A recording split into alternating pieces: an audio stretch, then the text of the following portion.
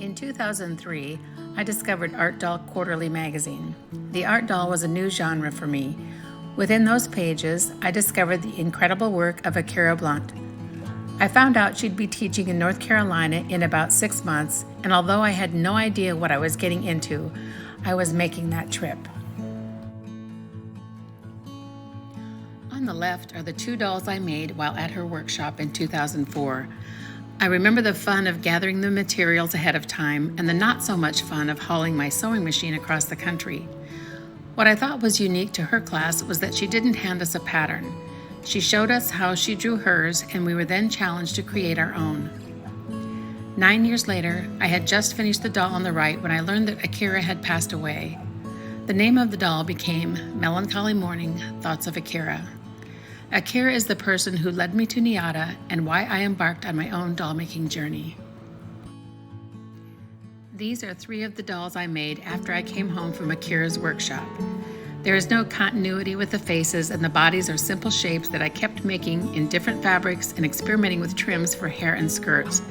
The practice was necessary, however, in working toward better dolls. The doll on the left is another of the simple cloth dolls that I made after I came home from Akira's workshop. Several years later, I began combining fabric heads and bodies with paper clay legs. I also experimented with paper for costumes. This doll's dress was created from a paper map of Paris, and her hair is shredded paper. The head and shoulders of the doll on the right was sculpted in paper clay over a modified mid-century lamp base, accented with real hydrangea blossoms that have been sealed. On the left is another of my early pieces. I was still using the same pattern, changing up the fabrics and experimenting with hair. The center doll is part of a series of armless pieces I did as a study in movement. This one has wild branches full of butterflies for hair, and the arch of her back creates a flow. On the right is the more current doll that is tall and leggy with wispy hair and a simple dress from home decorator fabric that I loved. I discovered Dupioni silk along the way and loved the look and the ease of use. The blue floral fabric and the chartreuse Dupioni combined to make a colorful costume on the doll on the left. The costume design was influenced by the Dutch Touch workshop I took with Ankie Donnen and Marlene Verhelst. Using Dupioni again, this tree-shaped doll is fully lined and wired at the hem. She's accented with miniature lights and tulle. The doll on the right is also wearing a Dupioni silk dress with her bright red hair protected from fading with her handmade floral parasol. Another of my early dolls, still playing with hair, this one got copper spikes with a silk ribbon headband. Another of my armless dolls where I continued to play with movement and trying different sources for hair. The third doll got a version of more realistic hair, but I'm never very happy with that look on my dolls. Looking back at my work, I was able to find recurring themes. These dolls all have one thing in common: wheels. The first doll has wheels for feet, simplified arms, and a crown. The second, Pinocchio, rides wheels for speed on his modified scooter. The last piece is entitled The Cage and the Crown. It represents the restrictions of loyalty. To wear the crown, you lose your freedom as if you were in a cage. These are the 2 dolls I brought to NIADA for my first critique. When you start making dolls and you never have done this before, you think you're doing a pretty good job. Akira and Mary Ellen Frank gave me my critique. They were ever so kind, but I kind of think inside they were going, bless her heart. It's really hard to be critical of your own dolls when you're just beginning because it's new to you. I had made a lot of dolls at this point, but as I continued to develop my own voice, I was able to see the difference between making dolls and creating art dolls. I will always be grateful for their kind words. Jumping for Joy is one of my earlier attempts at trying to show movement with a cloth doll. Her hands in the air, her foot kicking back, and her face looking upward helps give the piece an air of joy. I worked on the costume of the second piece, trying to create a jacket without inset sleeves. I had discovered Dupioni silk, and this was a learning piece. I also painted her face differently. The final piece is called Games People Play. I love the color combination and how she came out. My dolls were getting smaller as I was getting more adept at the process. I have sculpted horses off and on over the years, and you can see the evolution of both the horse and the dolls here. My first attempt on the left was made with celluclay, which is a lumpy, hard drying medium. I didn't love the medium, but it is sturdy. The fabric doll was an earlier small piece, but her profile leaves a little bit to be desired. The second horse, again made out of celluclay, has a little more refined body and smoother finish. I liked the horse a lot, but since I was creating this for a pattern, I thought I needed to add a doll. This doll is a little better than the first one, more colorful and looks more like a performer, but not so sure of the size relationship between the two. The zebra was sculpted in paperclay, which is a lot smoother but more fragile than celluclay. The doll is also sculpted in paperclay, and both were finished in neutral colors. I think a lot of doll makers go to Alice at one time or another. I made Mad Hatter in 2007. He is one of my very few non-female figures. All cloth, I worked on this expression to help convince the viewer he was talking. Alice Falling is part of a mixed media piece that shows a few stages of Alice's adventures. She is cloth and the rabbit is needle-felted wool. The final Alice is all paperclay, and she's questioning whether any of Wonderland was real. Here I used wool for hair but couldn't bring myself to make it pretty. The hat was created over felt. For Halloween, I created Wilda the web designer to look as if she was suspended in air. Holding her broomstick, which was made with a twig and raffia, she's rather fashionable in her Dupioni silk dress with a spiderweb lace overlay. I used dyed wool for her hair. The center doll was designed as a faux panier. The lower curtain skirt is created over an oatmeal box that was cut in two. Small puppets hang inside. The final piece is called Here Kitty Kitty, inspired by Disney's Maleficent. She is teasing her bat by tempting the cat. Both were sculpted in paperclay. The doll on the left is one of the first pieces I made using both paperclay and cloth. She has stumpy paperclay legs and big feet, but she can stand alone. I used feathers for her hair. This is one where I should have pulled the head off and remade it. I often did that if the face wasn't the best, but I got lazy here. The harlequin was inspired by the diamond print fabric. I liked the white face, and I wanted her up on a pedestal as if she were performing in the town square. The last piece is titled Imagine, which was inspired by the war in Ukraine. Using shades of the colors of their flag as the basis for her costume, her t-shirt has a screen print of John Lennon's face with Imagine above it, and around the base is printed, Imagine all the world living life in peace. The cloth doll on the left is the first piece I made costumed and posed as a dancer. I liked the pop of bright aqua against the subdued colors of her costume, again staying away from reality when it comes to hair. A few years later, I made I Hope You Dance, dressed in a blue-violet costume with gold accents. She is bending forward, taking a bow. Another attempt at movement with a cloth doll. The doll on the right is a more sophisticated dancer, sculpted in paperclay and costumed in a gown made from a vintage beaded dress.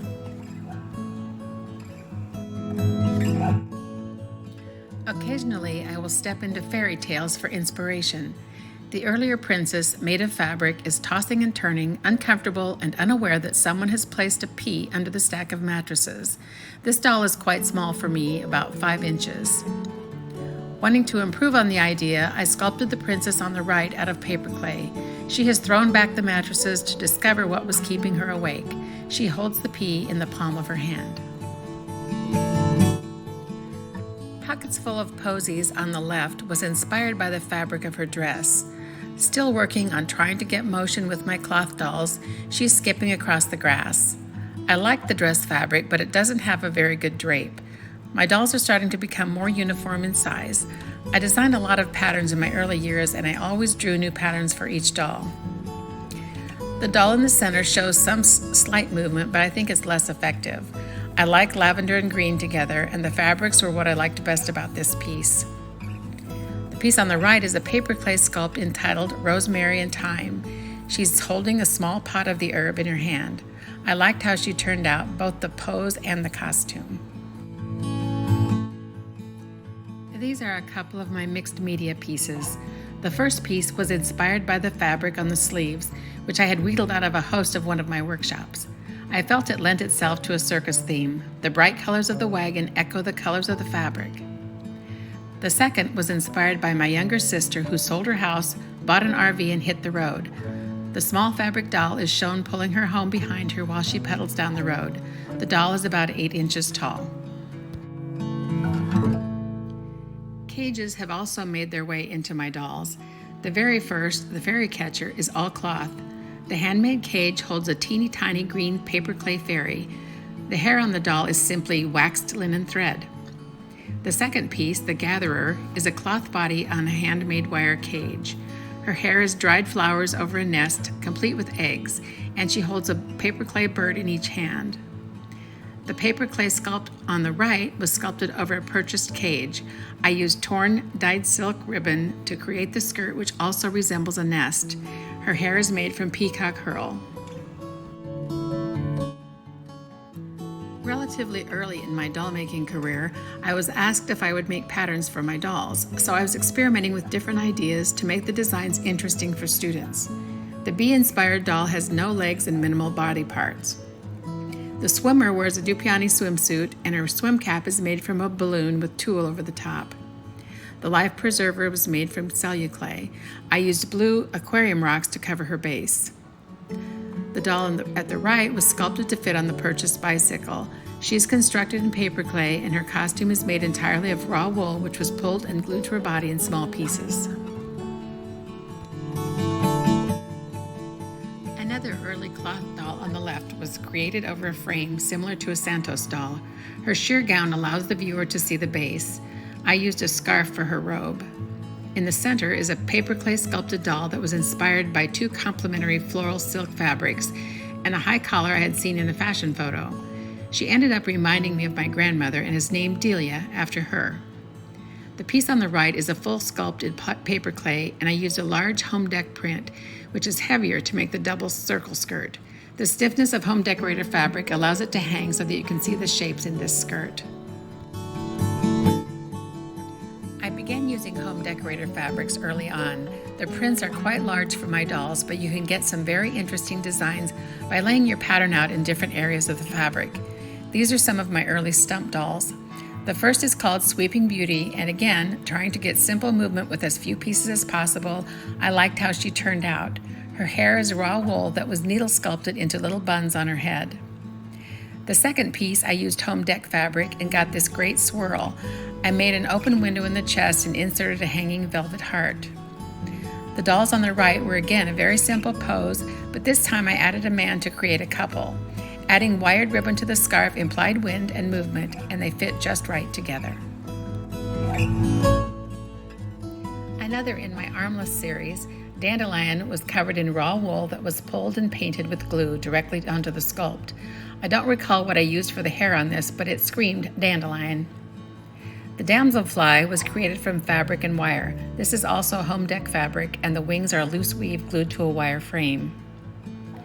This paper clay doll wears a green silk dress that was overlaid with a floral embroidered fabric. I covered her legs in book pages to create patterned stockings, and the butterfly in her hair was made from book pages as well. Tinsel and Wishes is a stump doll that was made from green Dupioni silk and covered in rows of green fishing lure material. It comes in 1-yard strips. Her headpiece is made from miniature Christmas lights. The paper clay doll in the center is wearing a red Dupioni silk jacket over a balloon skirt. I cut pieces from a small metallic Christmas wreath to make her hair. The paper clay doll on the right wears a green Dupioni silk sheath covered in stems from a soft Christmas garland. I dry painted the fur to match her dress.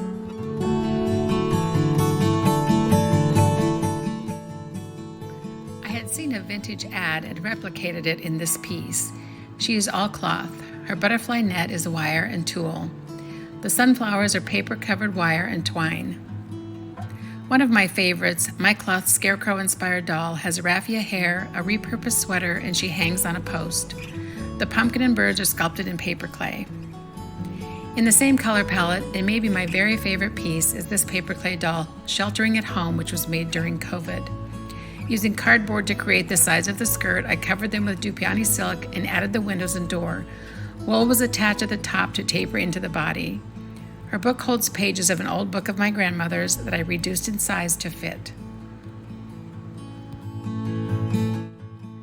The doll on the left is the first black doll I'd made. She is all cloth and her dress is made from a necktie. The center doll is sculpted in paper clay over the top of a large cardboard cone. Her dress is another home deck fabric that was glued to the cone and used to create the sleeves and bodice. She has raw wool hair.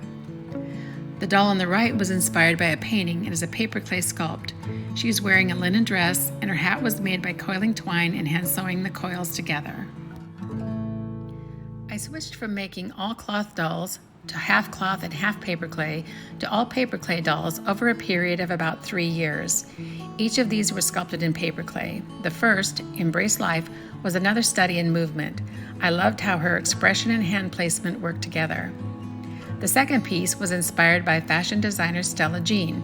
I discovered her work and wanted to emulate that style. Her colors and design here represent that. The last piece was sculpted after a photograph of Edith Sitwell. She wears a vintage beaded dress, a 40s styled black velvet coat and hat.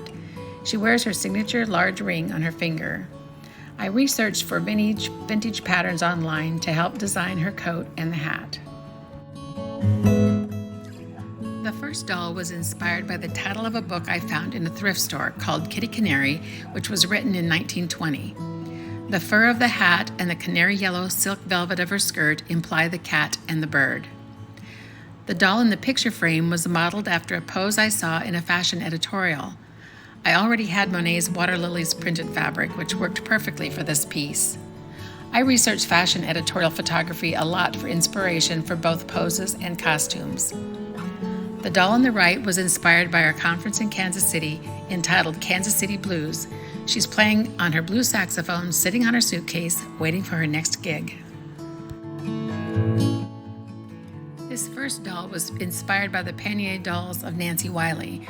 This pannier was created from basket-making reed and overlaid with silk tulle. Her hair is made from peacock herl. The black dress is created in body-fitting velvet, accented with a 4-inch vintage ruffle that was manipulated to layer down the back of her dress. The final piece is a monochromatic doll in taupe silk tulle, cut into diamond shapes and attached separately to create a light and airy feel.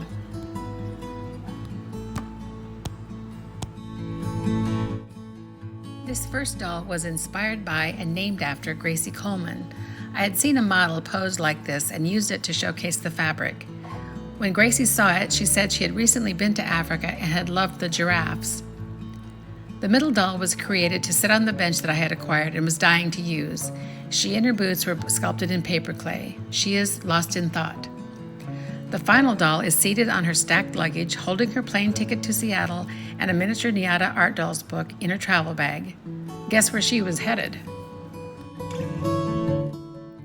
Spending some research time during COVID, I discovered the art of Clementine Hunter, one of the best-known folk artists in America who recorded life on a southern plantation the first half of the 20th century. I was inspired to do a piece from a photo of her painting outside her home. I also came across several books on Thomas Jefferson and his relationship with Sally Hemings, the enslaved mother of 6 of his children. He freed her children when they turned 21, but she was never emancipated. Another piece from my Armless series, this was designed with a monochromatic palette, from her skin to her hair to her dress. The trail of roses down her back adds interest. The bust was part of a series I sculpted, created a silicone mold, and then poured in resin. I had never made a mold of any kind before, so that was a new process. Resin was also a new medium to me. The piece on the right represents a good friend of mine who lost her 8-year-old grandson, her 40-year-old daughter, and her brother, all within 3 years. This piece is entitled Letting Go. These are 3 of my all-time favorite pieces for different reasons. The stump doll on the left is one of my best-selling patterns, having sold over 5,000 of them since it was released in 2007. I continue to sell that pattern every month. There's always a new doll maker out there. The angel in the middle was on the cover of Art Doll Quarterly. She was one of my first armless pieces, and I love the way the head and body flowed together. The colors of the angel on the right still speak to me. I love the silk fabric and ribbon of her costume, the lavender feather wings, and her hair that was made from fishing lure material. The white dove represents her name, which is peace. Thanks for coming along on my journey thus far.